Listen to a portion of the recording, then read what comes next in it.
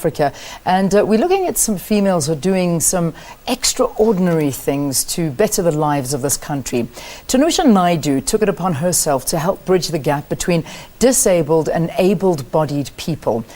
Born blind herself, she targets mostly companies to dispel ignorance and break down barriers in order to create unity in the workplace. Tunusha is in studio with us this morning. It's great to meet you, Tunusha. Thank you very, very much for coming in to chat to us. It's even greater to meet you, Leanne. Thank you. Thank you so much. So you have a company. It's called Able Consulting. It's abilities beyond life's expectations. That's what ABLE stands for. And it does exactly what's mentioned in the intro. So what personal experiences did you go through in this space and implement, obviously, this into your business? So the reason behind founding this company is my experiences that I've had regarding the ignorance that exists out there, the lack of education.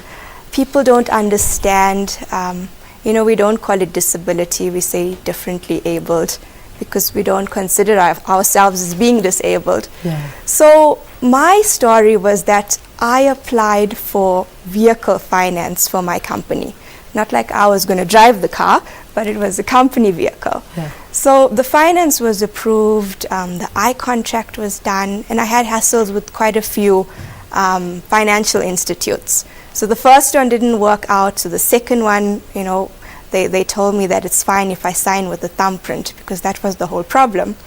But then when the deal went through and I signed the I-contract online, the assistant, the consultant rather, when I explained to her that I need to sign with a thumbprint, she sent me this really nasty mail saying that you need a doctor's note to prove that you are medically incapacitated. Wow. So that's the word that she used, and I was stunned because I know myself as being energetic and full of life, and here's somebody telling me that you are incapacitated. And to me, incapacitated means like comatose. Absolutely, or, lying in a bed on life support. You're lying in a bed on life support, and I'm thinking, why do I need a doctor's note to prove that I'm lying on life support when I'm perfectly able? And I did have a job at that time. I was working, and then I realized, this can't go on. There are other people out there who are experiencing, similar challenges, but they're not going to be speaking out. I speak out. And I took it upon myself to start this company and try and bridge these gaps, because education needs to be done.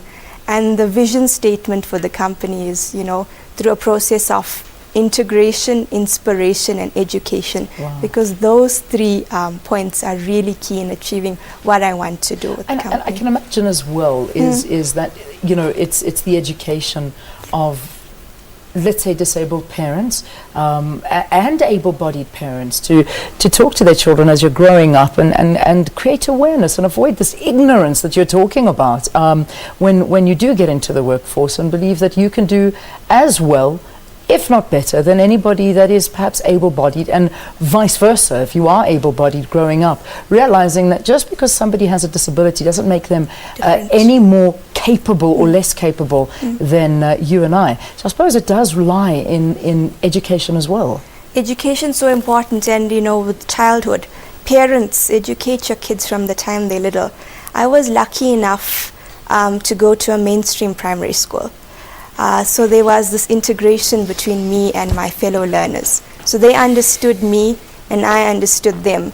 So the 200 or 300 or 400 kids that were there all understood what it's like to have a friend who's blind, and vice versa. Yeah. If I had attended a school which was solely for blind kids, what would I have learned about kids who can see?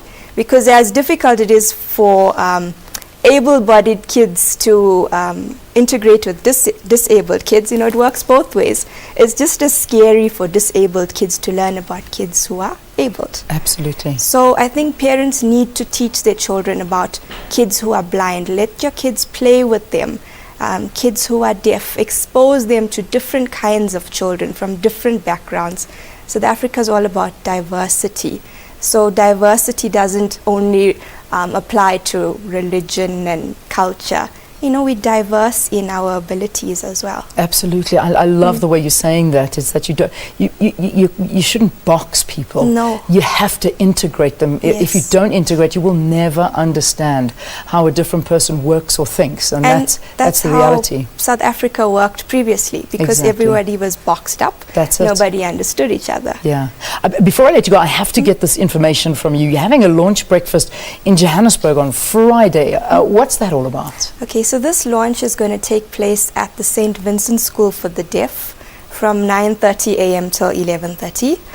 I am actually from Durban, but I'm extending to Johannesburg as well. So I'd like Able to be a national company.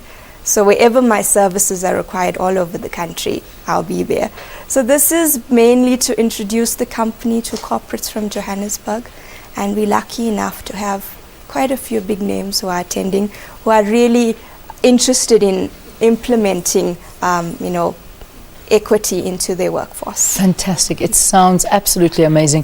Tunusha, you should be proud of yourself. Tunusha Naidu, the founder of Able Consulting, the launch happening in Johannesburg at St. Vincent School for the Deaf, which is absolutely a beautiful school. We had to spend some time with them at that CEO sleep out that I was participating in, and there were some of the students that were participating in it, and it was wonderful to be with them. It really, really was. The info is there for if you'd like to email and get in touch with Tunusha. Thank you again for joining us on the program. Thank you so much for having me. Let's take a break. We'll move